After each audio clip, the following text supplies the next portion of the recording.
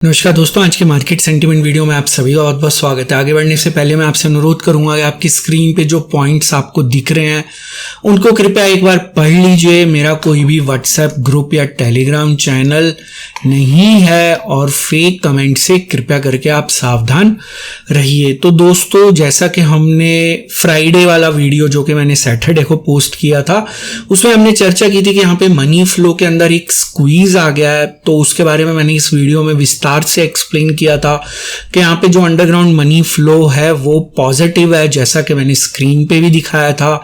तो मार्केट ने आज उसको रिस्पेक्ट किया, मार्केट ओपन ग्रीन में हुई। उसके बाद पहले 5 मिनट में एक लगभग 70 पॉइंट की रेड कैंडल बनी, लेकिन हमारा आज का जो न्यूट्रल पॉइंट था 19,608 था, जो कि बिल्कुल बॉटम पे था और वहां से मार्केट रीबाउंड हुई और मार्केट लगभग 160 पॉइंट ऊपर चली गई।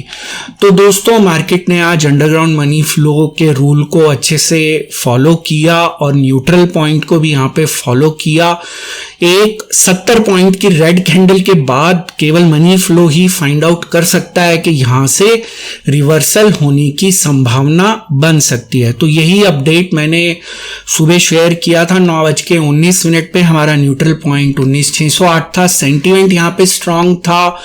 तो यहाँ पे जो 19,700 कॉल है उसको बाय किया जा रहा था। तो आज पुट राइट नहीं किया जा रहा था, आज कॉल को बाय किया जा रहा था। तो जो बड़े प्लेयर्स हैं उनका एवरेज प्राइस कुछ 60-65 रुपए के बीच में रहा होगा और उन्होंने आज अपना पैसा ऑलमोस्ट डबल कर दिया। तो दोस्तों, ये हमारा एक रूल है जो कि मनी फ्लो के रूल्स के अंदर मेंशन भी है कि जब भी ऑप्शन बाय की जाती है राइटिंग के मुकाबले, वहां पे हाई कॉन्फिडेंस दिखाया जाता है कि जो बड़े प्लेयर्स हैं वो काफी ज्यादा कॉन्फिडेंट हैं कि वो मार्केट को अपनी डायरेक्शन में ले जाएंगे।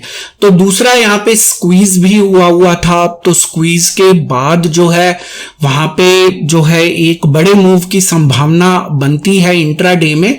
तो यहाँ पे अगर आप 19,608 से देखेंगे तो 160 पॉइंट का मूव यहाँ पे आया। तो मार्केट ने उसको बहुत अच्छे से फॉलो किया और कुछ लोगों ने मुझे रिक्वेस्ट की कि आप ये भी बताइए कौन सी पोजीशंस बनी थी। 19,700 की कॉल बाय की गई थी लगभग 60 रुपए के आसपास। तो दोस्तों, यहाँ पे अगर हम कैश की बात करें तो एफआईआईज की एक्टिविटी तो बड़ी थी यहाँ पे कैश के अंदर, लेकिन उनका नेट वैल्यू जो है वो 1000 करोड़ से कम था। डीआईआईज ने लगभग 2500 करोड़ की नेट बाइंग करी। तो आज भी जो था वो कैश मार्केट को कंट्रोल कर रहा था, जैसा कि हमने फ्राइडे वाले वीडियो में भी देखा था कि वहां कैश मार्केट को कंट्रोल कर रहा है।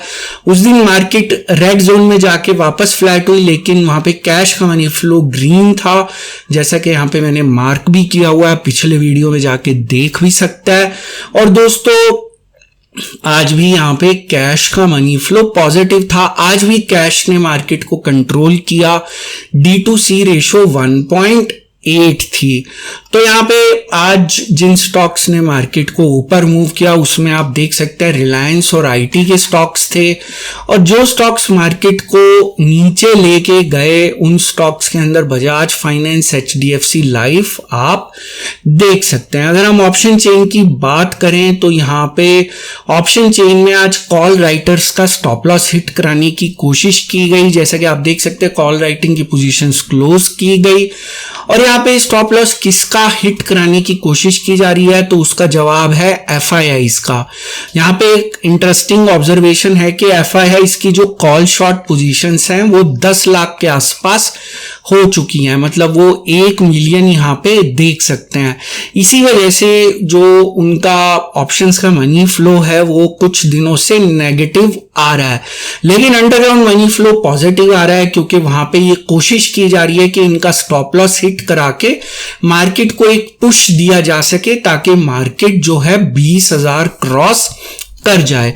तो वहां पे अगर ये कॉल राइटिंग की पोजीशंस क्लोज होती हैं तो उससे मार्केट को एक पुश मिलने की संभावना है, और ये केवल एक संभावना है, मैं आपको पहले ही क्लैरिफाई कर देता हूं। क्योंकि कुछ लोग हैं वो बिल्कुल जैसे कहते हैं ना, शादी की घोड़ी जो होती है वो उसके साइड ब्लाइंड्स लगे होते हैं और वो केवल एक ही डायरेक्शन में देखती है, तो कुछ लोग केवल मार्केट को उसी तरीके से देखते हैं। हमेशा मैं कहता हूं 360 डिग्री एनालिसिस करना जरूरी है। हम केवल FIIs जो है इस समय मार्केट को नहीं कंट्रोल कर पा रहे, और मनी फ्लो का यही कॉन्सेप्ट है कि जो मार्केट को कंट्रोल कर रहा है, जिसकी लाठी उसकी भैंस, हम स्मार्ट मनी के साथ चलते हैं।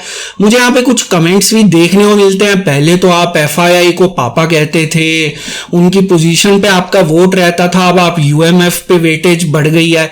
भाई जो मार्केट को कंट्रोल कर रहा है हम उसके साथ हैं। हमारी FIIs के साथ कोई शादी नहीं हुई कि उसके लिए हम सारी जिंदगी उनके साथ बंधे रहेंगे। जो मार्केट को कंट्रोल कर रहा है, जो डेटा पॉइंट मार्केट को कंट्रोल कर रहा है, हम उस डेटा पॉइंट के साथ चलने की कोशिश करते हैं। तो ऐसे बहुत सारे कमेंट्स मुझे देखने को मिलते हैं कि पहले तो FII की स्कूटर की कहानियां चलती थी, भाई अब UMF की कहानियां चलती हैं। आपको नहीं पसंद आप चैनल छोड़ के जा सकते हैं। मैं हर चैनल में कहता हूं टिप सीकर्स इस चैनल से कृपया दूर रहें, ये चैनल उनकी सेहत के लिए हानिकारक है। तो इसलिए आप जो है इमीडिएटली चैनल को अनसब्सक्राइब कर दीजिए। इस चैनल के ऊपर एक बहुत बड़ी मेहरबानी होगी। तो अगर आप अपने आप को नहीं बदल सकते तो आप वो शादी की घोड़ी की तरह केवल जो है साइड ब्लाइंड्स लगाए हुए हैं और आप केवल एक FII डेटा को देख के यहां पे सारी जिंदगी चलेंगे, ऐसा नहीं होता। स्मार्ट मनी का कॉन्सेप्ट यही है कि हमें बड़े प्लेयर्स जो मार्केट को ड्राइव कर रहा है उसके साथ चलना है। तो मैं हमेशा से पिछले 7-8 साल से अपने चैनल पे कहता आ रहा हूं कि change your self with the change, otherwise change will change you. तो हमें अपने आप को हमेशा बड़े प्लेयर्स जो मार्केट को ड्राइव कर रहे हैं उनके साथ चलना है। तो मुझे उम्मीद है कि आपको समझ में आ गया होगा कि FIIs यहां पे जो ऑप्शन चेन का मनी फ्लो है नेगेटिव क्यों है। इंटरेस्टिंगली फ्यूचर इंडेक्स का मनी फ्लो भी नेगेटिव है, और यहां पे इसका मैंने कलर चेंज नहीं किया, इसका कलर चेंज कर देते हैं। तो यहां पे FIIs ने थोड़ी बहुत शॉर्ट पोजीशंस बनाई, लेकिन 7500 से कम है तो इसको हम इतनी वेटेज नहीं देते। लेकिन यहां पे मनी फ्लो नेगेटिव था जो कि वीकनेस की तरफ इशारा करता है। बड़ी पोजीशंस के अंदर कोई बदलाव नहीं है। और अगर हम यहाँ पे फ्यूचर्स ओपन इंटरेस्ट की बात करें, मार्केट इंक्रीज हुई और आपका ओपन इंटरेस्ट इंक्रीज हुआ, तो जो कि लॉन्ग बिल्डअप की तरफ इशारा करता है। तो दोस्तों अगर आपको इस वीडियो से या इस चैनल से कुछ सीखने को मिलता है तो चैनल को जरूर सब्सक्राइब करें और उसके साथ बेल आइकन को क्लिक करना मत भूलिएगा, और वीडियो को लाइक जरूर करिएगा। और अगर आपको कुछ सीखने को नहीं मिल रहा तो आप चैनल को खुशी खुशी अनसब्सक्राइब कर सकते हैं। तो दोस्तों यहाँ पे अगर हम सरफेस मनी फ्लो की बात करें तो कैश का मनी फ्लो पॉजिटिव था, लेकिन फ्यूचर्स का मनी फ्लो वीकनेस की तरफ इशारा कर रहा है, ऑप्शंस का मनी फ्लो भी वीकनेस की तरफ इशारा कर रहा है। तो यहां बेसिकली सरफेस मनी फ्लो हमें वीकनेस की तरफ इशारा कर रहा है। FIIs की बात करें, कैश के अंदर आप देखेंगे कोई एक्टिविटी नहीं, 1000 करोड़ से कम की सेलिंग है। ऑप्शंस के अंदर मनी फ्लो नेगेटिव है। फ्यूचर्स के अंदर कुछ शॉर्ट पोजीशंस बनाई गई, उसको हम ज्यादा वेटेज नहीं देंगे, इसको न्यूट्रल विद वीकनेस बायस मानेंगे। तो यहाँ पे सरफेस मनी फ्लो क्या होता है वो रूल्स के अंदर लिखा हुआ, आप उसको जाके पढ़ सकते हैं। ये EOD डेटा पे आधारित होता है, तो जो UMF है वो इंट्राडे डेटा पे आधारित होता है। तो SMF वीकनेस का संकेत दे रहा है, और FIIs भी यहाँ पे एक्सपेक्ट कर रहे हैं कि मार्केट में शायद वीकनेस हो सकती है। एक जो आप पोजीशन देखिए आपने ऑप्शन शॉर्ट्स की 1 मिलियन या 10 लाख जो कॉल शॉर्ट की पोजीशंस हैं वो FIIs की गले की हड्डी बन चुकी हैं। अब वो ना निगली जा रही है ना उगली जा रही है। तो देखते हैं क्या किया जाता है।